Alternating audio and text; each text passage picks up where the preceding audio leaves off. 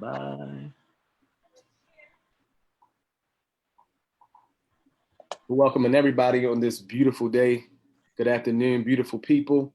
City of Baltimore. It's the show about tomorrow. You're now rocking with the best in urban culture in Baltimore City. We're talking about all the things that make sense to us, the stuff that's happening today but impacting our tomorrow. It is the show about tomorrow. My name is Dermel Brunson. We're here as always with the illustrious, the brilliant Miss Lady Breon.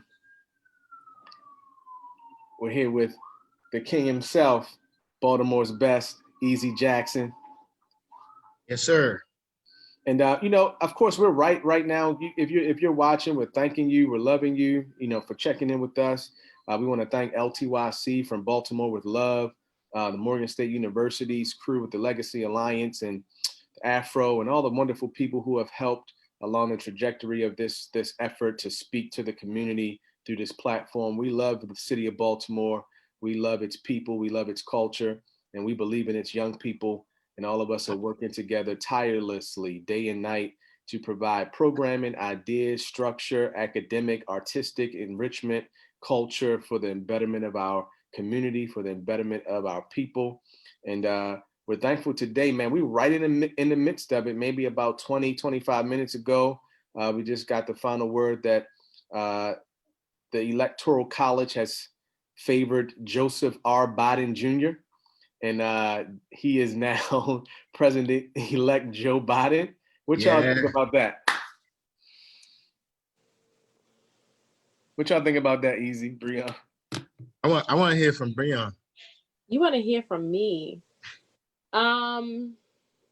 Yeah. It's funny because I be thinking, like, when you think about Trump, it's like Trump never really ran to win. It was a publicity stunt. Try and get some more money, get some more people to watch his shows. You know what I mean? And it's like this country is just so racist and crazy that he really won. So I feel like this time around, I feel like he just did it again, just a stunt. Like, I mean, who knows? But I don't feel like that man ever thought he should have ran the first time or won the first time. So it's like this time he was just being like a personality, like a TV personality. And it's enigmatic of how racist, idiotic, and screwed up this country is. That it was even a close race. Yeah. So to have to give commentary, like, how do you feel right now? It's like, I want to say, well, duh, but you can't in this country because it was it was actually a close race, and that is really almost 70 million people voted for Trump again. It's just like clear all of the races all across these here United States. And the one thing that I have been thinking of is all of these posts that have been going around social media about like what the backlash is going to be since Trump didn't win. And it's like they consistently have been disproving them, like, oh, that was somebody did that to just get people riled up. But I'm like, I really feel like it's people out here who really are plotting, who really are upset, who really, you know what I mean? And it's really, it's scary because though I don't think it's going to be a whole civil war like people are saying, I do think there are a lot of people who are already charged because of the Black Lives Matter movement that have been happening across the world, right? I do think people are charged because we've been quarantined and they haven't been able to get their fix of social interaction. So they've just been in the house plotting to do wild. Right? Like, I just think it's a moment where beyond just Trump not being elected, people are just charged in general. And it's another reason for people to act wild. So that is something that I've just been thinking about. It's crazy. Yeah. I mean, a lot of people, Easy, is a lot of people that have voted last time that voted for Trump, this time as well. The country is clearly divided. My concern is the last time I understood, I had young people that I was running into at the 2016 presidential election, and even some of my homeboys that's in the urban parts of the community, and they were going to vote for Trump. And at that time, they felt like it was about the devil you know versus the devil you don't know. They felt like they couldn't trust Hillary Clinton in that campaign. They felt like Trump was brash and bold, and they felt like they knew who he was. And also, they wanted to give him a try. He's a businessman. Maybe it'll work. It's something different. I'm not as concerned about the 2016 folks that voted for Trump as I am now that you voted for him again, that after the after fourth, seeing him, you after still seeing voted. him, like, yeah, I mean, he just, I feel like I agree with Breon in that I think, I don't think he expected to win the first time. Maybe he did. If he didn't, I'm convinced that these 4 years made him feel like he deserved this and he was supposed to be here and this was his seat and he was going to run it the way he wanted to run it.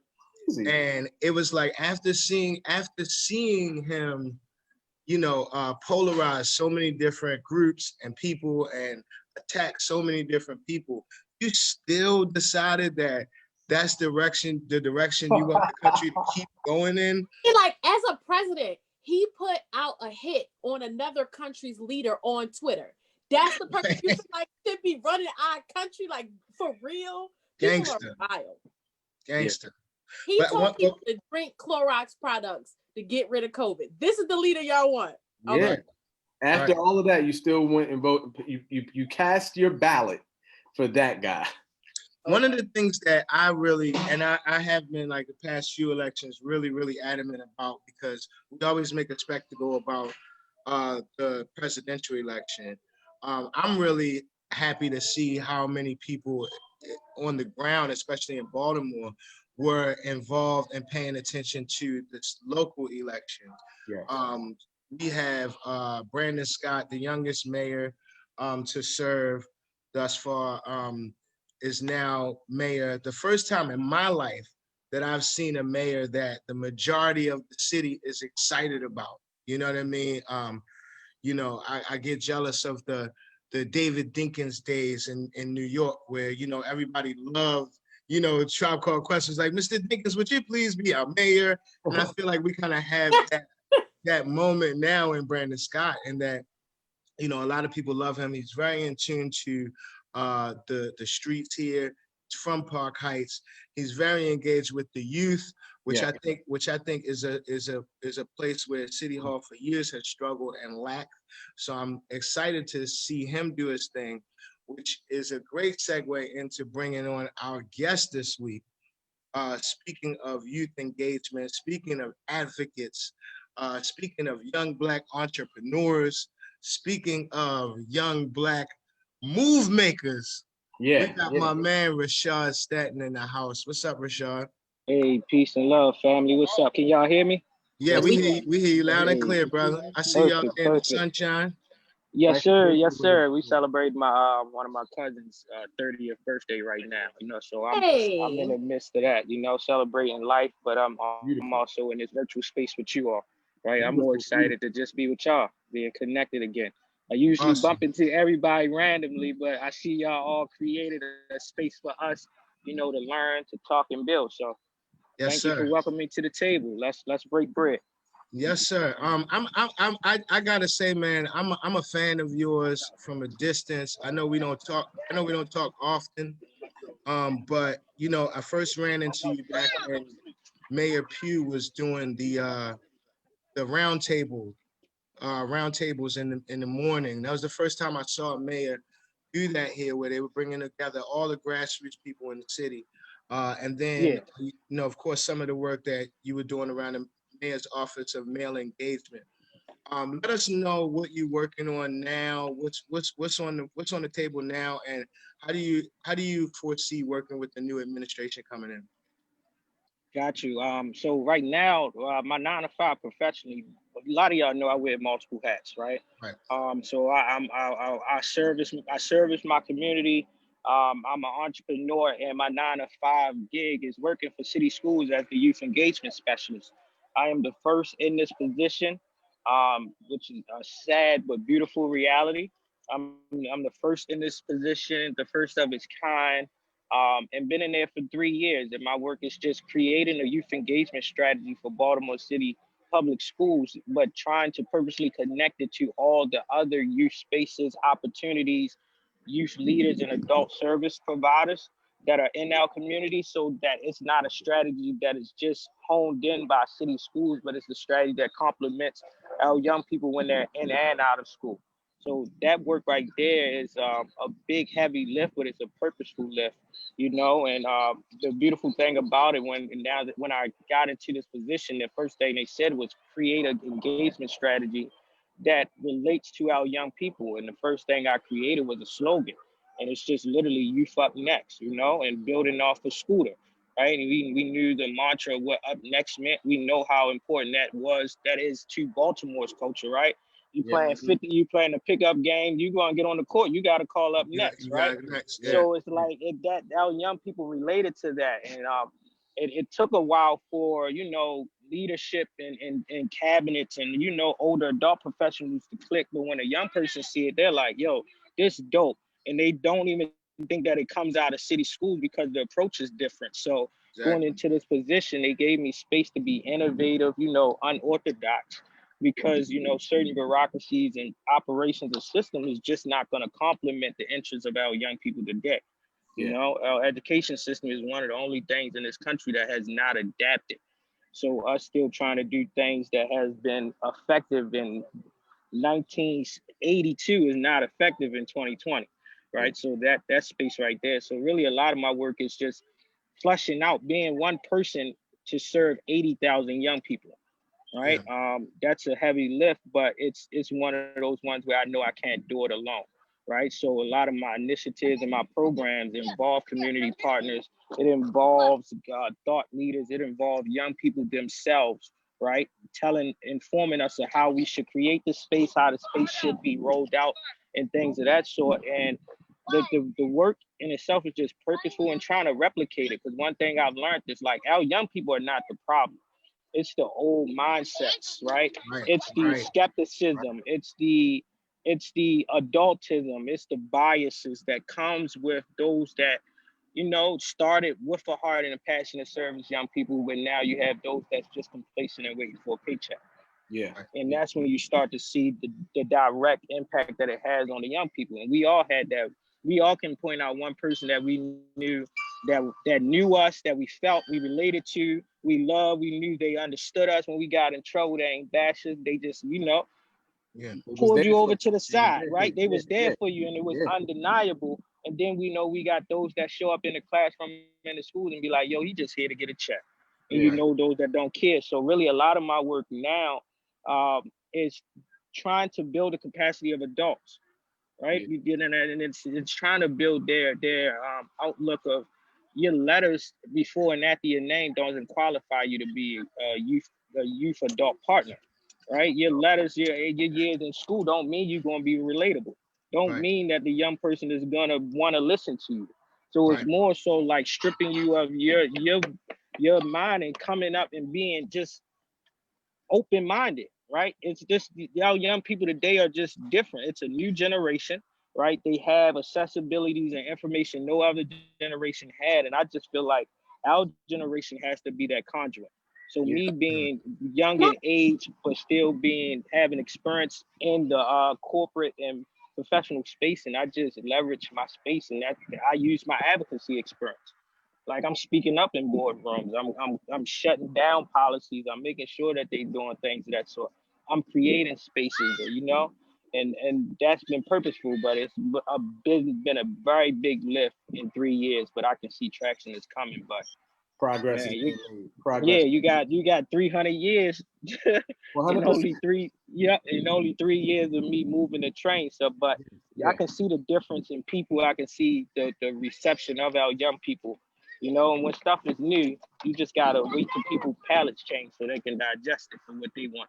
Yeah, Breon, you were trying to get in there to ask. Yeah, I was just curious about Rashad, if you could talk about maybe, you know, one or two specifically, like one of the initiatives or that actually came out of this position being created. Like, what's an initiative that you have actually done as a part of this youth engagement strategy? Yeah, awesome. So a few things that I did. One was just creating the strategy, the name, and the branding behind it, the Youth Up Next, right? And when you look at it, it's spelled out YOU, and then you put in parentheses the TH. So it's really saying you up next, right? But then when you look at that and you're doing like, you know, the exponents on the math, and you got to the second power, that's where the TH is at, that embodies the young person. And coming from that, my first year in the district, the the priority was around literacy, right? And you know, the reality, the data says that most of our young people or residents in Baltimore City aren't at a certain grade level, right? And we know that to be true and to be untrue, right? But the thing was that the narrative was that our young people weren't reading, right? And that's what I wasn't comfortable with because I knew our young people are reading, right?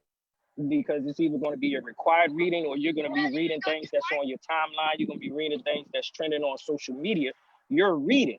You're just Right. not reading what the school-based curriculum is. But these young people are reading, so don't expand on the narrative that our young people are not reading. We're just not giving them things that's going to interest their mind. So what I did was create the Youth Up Next talent shows. It was called the Youth Up Next pop-ups. So then the pop-ups was exactly what it stands for. We would pop up at the schools and we would recreate initiatives that allowed our young people to speak from their own experience and talents and skill sets, right? So the Awesome. thing was, what I said was, we're going to have our young people showcase themselves in their literary components based off of how they want to build upon it. Because I was always believing, like, yo, if you're a rapper, you're a writer. If you're a writer, you're an author. If you're an author, you're a journalist. If you're a journalist, you can become everything else, right? Yeah.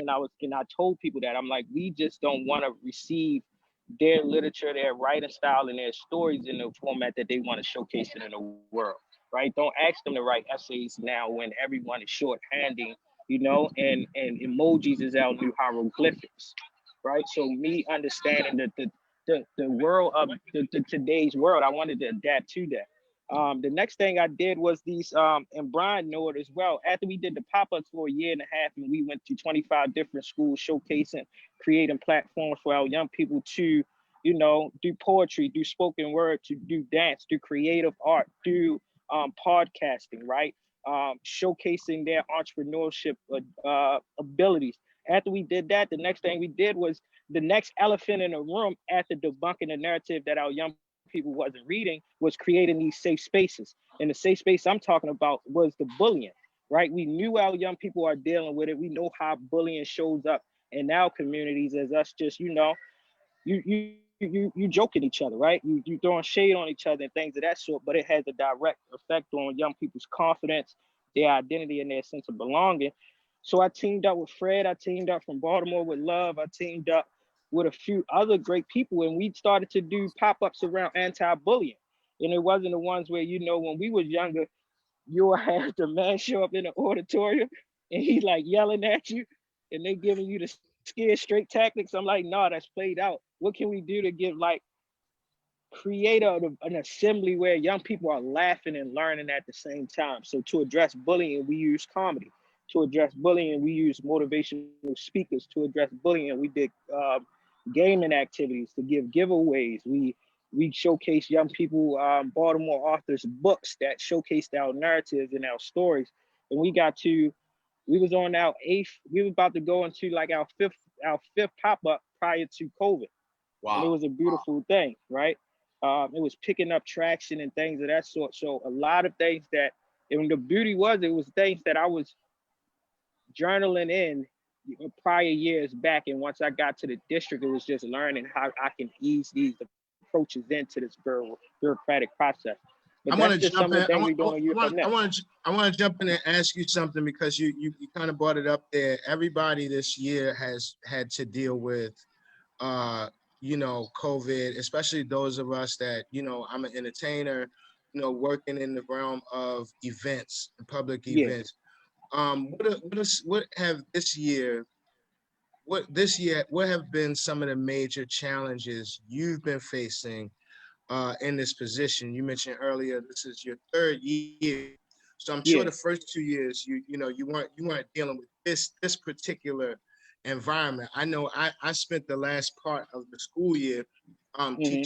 teaching students up at Green Street Academy, and it was really challenging just to get them to log into Zoom to complete the assignments. How are you engaging with the youth right now in COVID? You know what? It's a learning curve even for myself, right? One thing I had to be very cognitive and honest about was that I don't have the answers, right? I don't have all the answers. The only thing I can do is give my best effort, right? So even in that style, a lot of people, you know, after I build up some respectability and show my impact,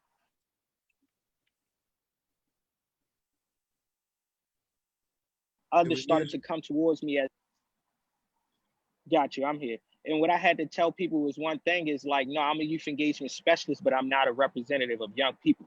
So I can't speak on their behalf, and you won't use my presence as a checkbox to say that you had young people at the table. So what I've learned during COVID is, how do we connect to the young person? We know that our young people are on social media, right? But that, because you got a social media account, city schools has a social media account, health department, anyone else, other agencies has a account, doesn't mean that our young people are following your account to get the information, Right. right? So one thing I had to do was to teach my colleagues, like, we can't be the platform or the epic center that you think they're going to come for information. No, we got to be purposeful in knowing who the young people are that can disperse the information on our behalf and tell us how it should go about and be shared and processed, right? The other thing was, what I've learned from COVID is, we're now trying to, and this it's one of these things, right? And I can be honest with y'all because y'all get it, right? We have, equity is big right now, right? We all talking about equity, we all talking about equality, and we talk about equity from a cultural, ethnicity, and race standpoint. I believe in most agencies, we don't have equitable practices when it comes to youth sharing spaces with adults, right? And that's what I've been trying to tackle, right? The fact of like, no, one young person does not qualify as representation, that's tokenism, right? You're asking a young person to showcase their talents without incentivizing them. That's exploitation, right? Where's the monetary gains for that? So a lot of things I've been pushing have been establishing an equitable framework during COVID, because we're so right now trending with all these buzzwords around identity and belonging, that I'm using those same jargons to level the respectability and the value of young person, right? So I will always say, like, no, um, before you ask this young person to come to your meeting, is this flyer attractive to them? Is this information that you're sharing, is it not too high level that they're not going to understand that you're talking about them right in front of them and they can't receive it, right? The other one was, now if based on how many hours or much time you want them to give feedback or input, are you going to compensate them, right? With a fair wage, minimum wage of $15, right? If we're going to be progressive and know where the state of Maryland is going, start off with our young people and paying them $15 an hour. The other one was, did you do youth works this summer? I did youth works in DC. I didn't Okay. do it much in Baltimore. I did youth works in DC, and I taught the young people in DC of civic engagement. But it Okay. was much of what I was doing in Baltimore City, because I have a youth engagement fellowship program. So I Okay. created a fellowship program out of my own callous to change thing, because I'm 29 years old.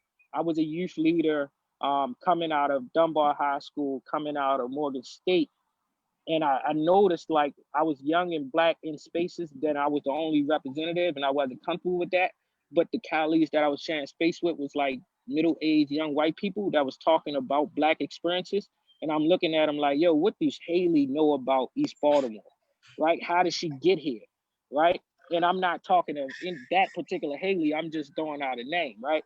But I'm like, how did you get here? And I'm looking, and I started in more and more spaces. As I go from the mayor's office, I go to Hopkins, I go to somewhere else. It's like all these middle-aged white folks that's talking about our story and showing our data, but can't relate to us. And I'm Right. like, how did you get here? And it was in fellowship. So I'm like, what is this fellowship thing? So I started studying it, and I found some black-led fellowships that taught about pride and esteem. And it built my capacity quicker than further my education would. And I sat back now at 29 years old, and I'm like, yo, that's the gap right there. We are Baltimore is it fluctuated with nonprofit CDOs, but we don't have a tier system where as though if let's say you got a young person that's in Dumo, you got a young person in Baltimore Algebra Project, you got a person in Samos, you got them in Clear, you got them in Heart Smiles, right? This young person, you done watch these different on the ground leaders build this young person up from when they didn't want to talk, right? Or when they was troubled, or when they wasn't secure with themselves, to now they're viable, they're outspoken, right? They're leading initiatives. What's the next step after that?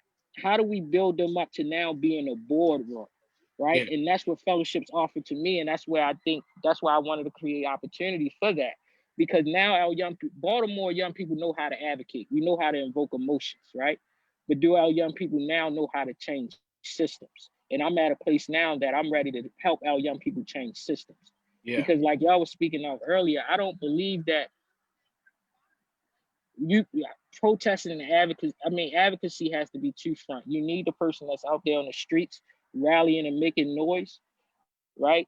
Invoking emotion. But if everyone is outside throwing a rock at the glass house and nobody is inside, that rock is gonna hit a window that's closed. Wow, So the people that's changing the that's policy. powerful. That's powerful right there, because it's funny. Me and Jamel were just talking about that earlier, in terms of arts and culture around the city, and Breon's been really successful with that part of it too. Taking it from. I mean, we've always been known for throwing rocks at the building. You know That what I part. mean? But at what point do we start to get inside the building and really start to, make changes inside the machine? So I love what you're saying, brother. I love that you are taking on this challenge. I love that you're making a difference Yeah. here. I want to shift just a little bit, because we got folks out there. Again, this is the show about tomorrow. This is a show for and about Black families, the future of Black families in Baltimore City. And right now we are in a pandemic. And for those who are out there who don't know, and we can talk a little bit about this just as a group after I lay this out. We are getting ready to go back into phase one, starting on November 12th. And phase one will be 14-day. There's a 14-day drop, and then that's going to go until there's a 14-day drop in the number of cases, number of new deaths. They want the positivity rate to remain under 20%.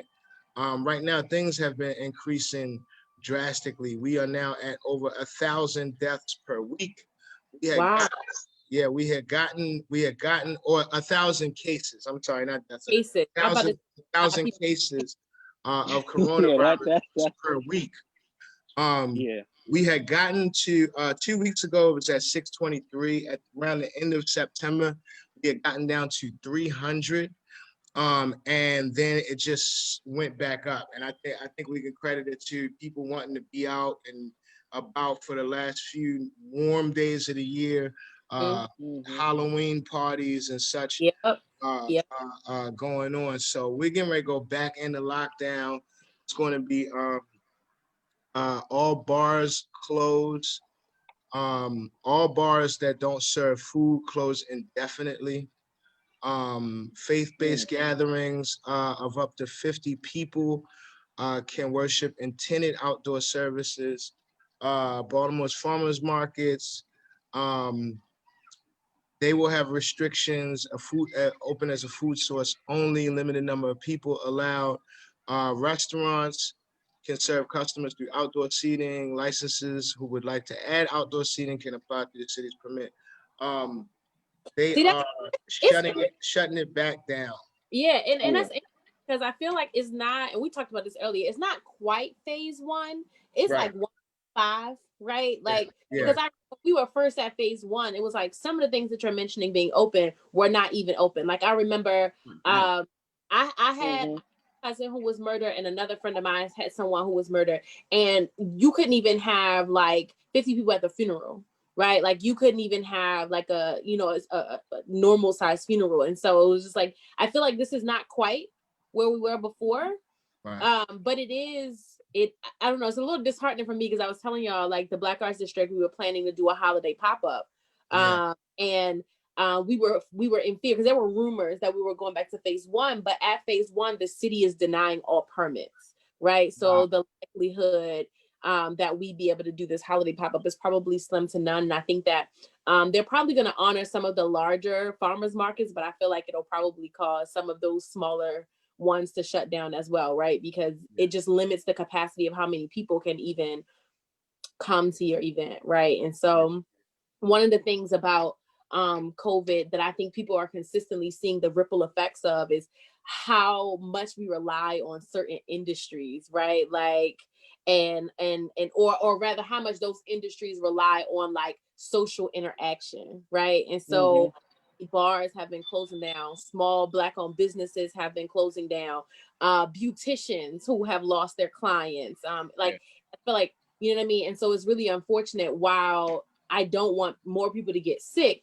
it's also just unfortunate because while people are just steadily trying to find their footing, the more you restrict social interaction, the more these businesses are being impacted, and there just doesn't seem to be enough support from the federal government to keep these businesses open. Yeah. Yeah.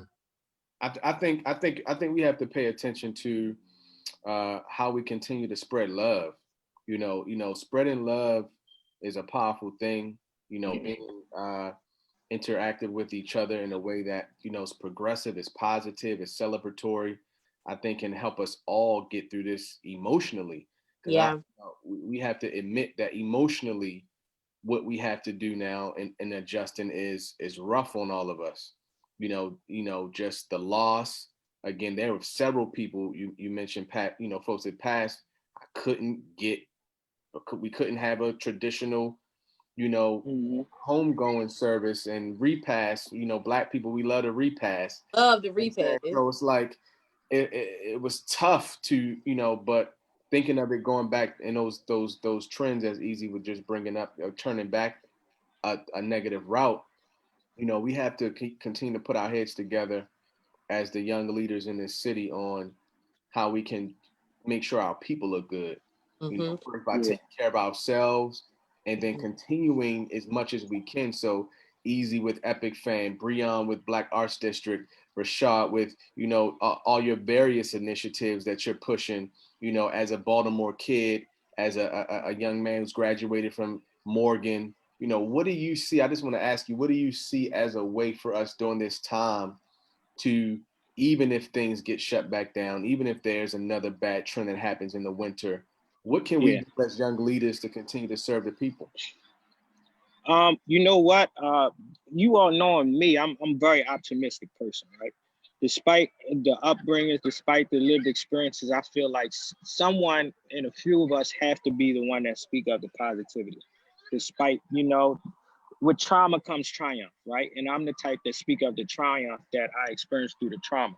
That's just how I think. So even through COVID, I found light within the darkness, right? And the first thing I always lift up when we talk about COVID and the world shutting down is the reality that, the higher being, I always say like the higher being, God, whoever you call as Almighty or Allah, forced the world itself to sit still, right? And one, it's forced us to be still but be present, right? And that's one thing I've learned, right? Is going inward, right? I think COVID has forced us all to look inward. And what I'm talking about is us, you really spend more time with yourself than anything, right? And it forced us to spend that time, that unexpected time to learn about yourself, right? Or learn things about yourself or realize things about yourself. And I think this time as we go back in it, like Breon said, I don't think it's going to be that one. It's that 1.5, right? We're going to still be mingling. We're still going to have certain opportunities we didn't have when it first started. But this time, now that we've experienced it the first time, we know what to go in that time. We know that we ain't got to go out, and ramshack the supermarkets and leave nothing for nobody that really needs it no more, right? We know this time, like, no, your house needs to be set up with some level of comfortability. We know this time that mental health is real in our community, so we need to go and find us a counselor and a therapist, right? Because it's the holiday season, we're normally going through these seasonal depressions, right? So we know these things. So the reality is this time what we can do is just talk through it more. Do exactly what you all are doing, right? We've seen the emergence of podcasts, conversations, live discussions. Us as Black people, we're communal, we're social, right? And that's what really hindered us this time during the first wave, right? During that first wave, it forced us to disconnect from our community. But it's been the community that always allowed us to thrive, right? It's been going to the neighbor house to go into their refrigerator because you don't get paid to the next week. right? So it's this time, it's like we got to be purposeful. Like, yo, you got second month because we know we're gonna be in this for a while. Yo, you take care of December. Like, who So gonna watch the kids on the fourth weekend? It needs I'm to be me curious. because I need my weekend. Right. Go ahead. So you just made me think of something, talking about the grocery store and the holidays coming up. Is family Thanksgiving dinner canceled or no? Like, I mean, are because folks that breaks the That's a are quota, great, folks right? that's a great question. That's a great question. That's a great question because I know my niece had a birthday. My niece has a birthday in spring, and you know we'd all been in the house for a couple months, and and my family was like, "Yo, it's her birthday," and I was like, "What we doing?" And it was like, "Come over, it's her birthday." What you mean? I'm like, "Well, where y'all been at?" Like I don't know. I don't know where where y'all y'all been? been no more. Are we taking temperatures at the door? Right, like Are we what? gonna have hand sanitizer stations at Thanksgiving? Like, what is Thanksgiving canceled or not? I need to know. I didn't even ask my family yet. I'm scared because I got the kind of family where Thanksgiving and Christmas, the whole family get together. It's a The only big time, yeah, that's the only deal. time we get together. Yeah, and it's like I got two aunts, one take Thanksgiving, one take Christmas, whole family come over. But I'm like, Yeah. I don't feel like we could. I'm not doing no Zoom Thanksgivings. No, I'm not doing I'm that. glad No you Zoom. said that as well. It's You certain had, things. you had your turkey leg. They had their turkey leg. Hey, look at mine. Look at mine. Mine juicy. Mine juicy. Yours look dry. No. I think it's going to be interesting. I think for those that are in families that are again vulnerable, those who are older, elderly, have preconditions with their health. We have to think of those at the same time. Like you were saying, Rashad, we connect. We're a community of connectivity. Is our unity is our superpower, and so being together is what makes the most sense. But this is going to be an interesting next 6 weeks. So I do want to jump in and just say, go and get tested for people out there. I went and got my test. The convention center is very easy, 15, 20 minutes, you're in there and out of there.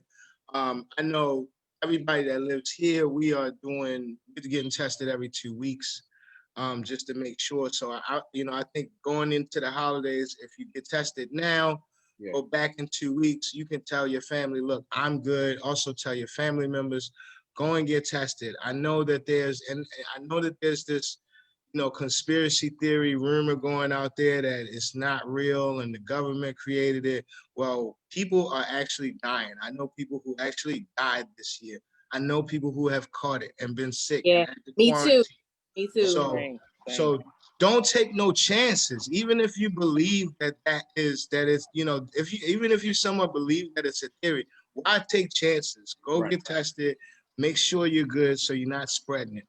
So I'm curious because I agree. I think that we should be on the safe side and getting tested. I just know that earlier in this year, there were, hospitals and testing centers that were unwilling to just test people who just wanted to know, right? Unless you were sent there because of your job, because you were around somebody who tested positive or was in a place around other people who had tested positive, they were unwilling to just freely give tests or to allow people to come as frequently as twice a month, right? So curious, Easy, with your experience, is it now that they have enough tests to like just test anybody who is interested in finding out their status? Or in the beginning, they just weren't ready. They weren't prepared for everybody coming and getting tested. Now they are. The Convention Center, University of Maryland, they're doing an awesome job down there. I mean, they got the operation set up like it's the easiest thing I've ever seen. And so they have testing for everybody now. I know CVS does some. Somebody told me that going out to Columbia, Meriwether Post Pavilion has testing out there, and they said they enjoyed it. Yeah, they said they enjoyed the experience out there. So in the beginning, they just didn't have the resources to get everybody coming in and just getting tested because they wanted to. But now that's not the case. And I think that may be part of the reason why this phase 1 is more phase 1.5, you know what I mean? Because there is the ability to go and get tested. There are more precautions in place now. Everywhere you do go, there's hand sanitizer, you know what I mean? The face mask requirements everywhere. You can't walk into anywhere without having a face mask on. Right. So it's, you know, it's a little different than it was, you know, but unfortunately the numbers are back up to where they were. Yeah. And I think, you know, and it's crazy because a couple of things come to mind, and then I have a follow-up question. One is, I've gone to one show since things were, well, no, that's not true. I've been to maybe 3, right? Because the Black Arts District hosted an outdoor pop-up, but I went to an indoor poetry event. But like, it was relatively safe, but I've seen so many online where nobody has masks on. Yeah. There is no 6 feet social distancing. People are sitting in clusters that don't live together, that did not travel together. I've also seen like a lot of people throwing parties. Now, yes, I've been to very small, like these are folks who are generally in my circle, but I've just noticed there have been more and more gatherings where it's large swaths of people and there's no even attempt for social distancing. And I think that given that it's getting colder and now we're going into flu season, people are just more susceptible to COVID, right? Like, and so I think, it makes sense. It's been really irresponsible on the, I think the organizers of the events part. I think that what we've seen is, and we've seen this in business and event promotions, that people want that money. And they've lost out on that money. So now they don't care anymore. And it's just like, yo, let's go get this money. Yeah. I think the people organizing it and people setting it have to be more mindful and set those, you know, those restrictions. Look, me and Mel, we were in the studio with our artists from Epic Fam all summer, twice a week. But you could not be upstairs in the control room without a mask on. You had to be a limited number of people in there. You had hand sanitizer all throughout the building and 2 sinks where you can wash your hands. You know, we set that precedent, and we had to constantly remind people because people are just naturally disobedient, right? right there, man. Like every session we had to come in there and go 1, 2, 3, 4. Okay, whoever's not a part of this has to step outside. Right. And hang out in the courtyard. Like you have to be proactive. And if you are the one organizing the event, you have to take that responsibility. And, you know, and we slipped up a couple times, you know what I mean? But just keeping that precedent, you're lowering the chances. And luckily not, you know, we didn't have anybody get sick. You're lowering the chances of anybody getting sick and contracting it.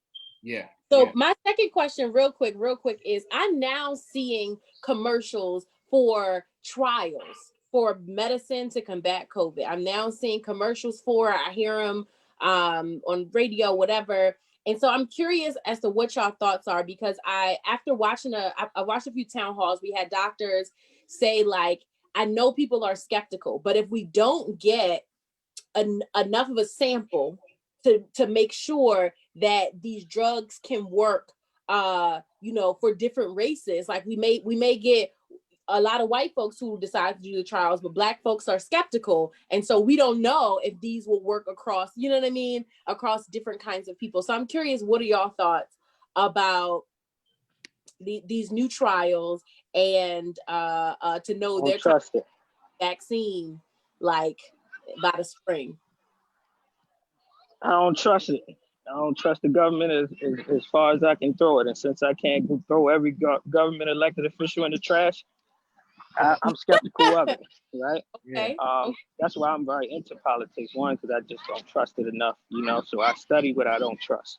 Right. The one thing you do is you study your enemy. But, you know, ever since the Tuskegee experiment, one thing we know is that they're going to use us, right? They're going to use melanated people to troubleshoot anything, right? So I feel as though them first 3 trial runs, I'm not getting it. I haven't been a person that ever got a flu shot either. You know, one thing I've done is I've learned about probiotics, antibiotics, and building up my immune system. right? And staying prayed up. And it's been working out to the best. But I think a lot of it is like what y'all was saying is people, I don't think most people took it as a hoax until it directly impacted someone or them, right? Once you heard it and you seen death come into your family or your house due to COVID, then you start to raise that sense of accountability. But even through it all, it's like one thing about it, I just can't trust anything. I don't trust any information at the first time hearing it. Like, you gotta show me some results, and I won't be the test dummy. And I don't think any Black person should be willing to be a test dummy out of fear. I feel like they're at a point they're just trying to fearmonger us to try to force us to go back into a normal state, and we know what's normal ain't gonna be the new norm. I love what you're saying, Rashad, because you know, keeping yourself together is also important. Like you said, you know, learning about probiotics, antibiotics, you know, foods that boost the immune system, you know, supplements, zinc, vitamin D, guys, very good. Black seed oil. Again, if you're watching, thank you for tuning in. The show about tomorrow. We're just finishing up right now with Brother Rashad. You know, it's been a great conversation talking about how we can to promote. I don't want to interject you, bro. Yeah, but now that you said that, what got me, and I want to leave with this one, like, as I've learned, as we going through like COVID and stuff like that, and learning how to, like, you know, be intentional, how to survive and live through a pandemic, because we are living still through a pandemic. One thing I've learned, even when we building these immunities and we got healthy diets and things of that sort, meditating and yoga, everything goes back to us in our original thought as man and woman. As the Black aphrodisiac Black person, right? And it's like, it just forces me to go like, when did we lose touch of this? Because we're going back to our blueprint. When did we stop operating from our print? It's a great question. It's a great question. That's a great question. That might be a good topic for our next show. Yeah, for sure. About tomorrow, because here, man, we talk about the future of the Black families in Baltimore. Again, it's a historic day for the country. First Black woman, first Black woman, and first Asian American woman, all in one. She's all in one. She's every woman. It's all in her. She's got everything. She's first on three fronts. So we want to celebrate today. It's a beautiful, sunshiny day. Everybody stay healthy, stay strong mentally and physically. We want to thank again Rashad for you know, being our guest today. We want to thank Easy and Breon. Shouts out to the Black Arts District. Shout out to Epic Fam, new record label in Baltimore. Shout out to From Baltimore with Love, our executive producer, Mr. Brian Greenspan Dawkins. And we are thankful to be proud Baltimoreans, champion the way for the folks that are here, but also thinking about the folks for tomorrow. So we want to sign off with that love, peace, and love to everyone. Thank you for tuning in today. Take care. Enjoy yourself. All right. Peace.